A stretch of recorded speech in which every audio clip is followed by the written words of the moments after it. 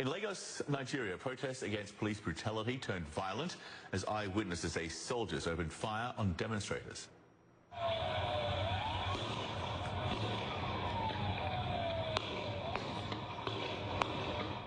Witnesses tell CNN multiple people were shot and gunfire lasted for at least 15 to up to 30 minutes.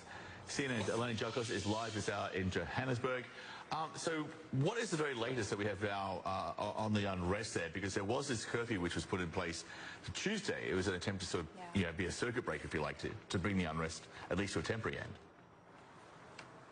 Yeah, exactly, John. I mean, look, when that curfew was announced yesterday around 4 p.m. is when it was meant to take effect. People had already gathered at the Lekki tollgate. This is basically ground zero where the peaceful demonstrators had started around 2 weeks ago, and then it spread throughout the country. And then you started to see localized violence playing out in certain parts of the country.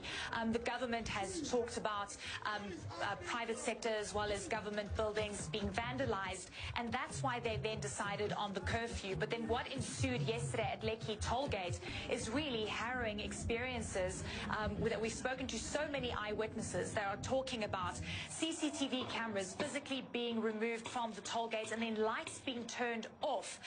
Once it was dark, that is when the National Security Forces opened fire to what witnesses say was a peaceful protest.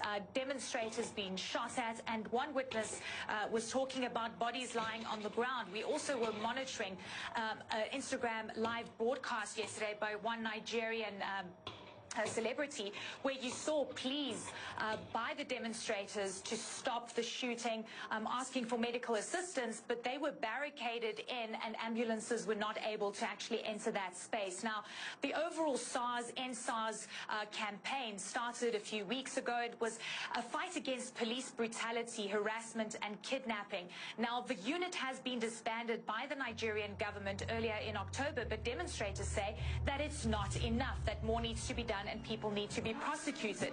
When we started to see the actual protest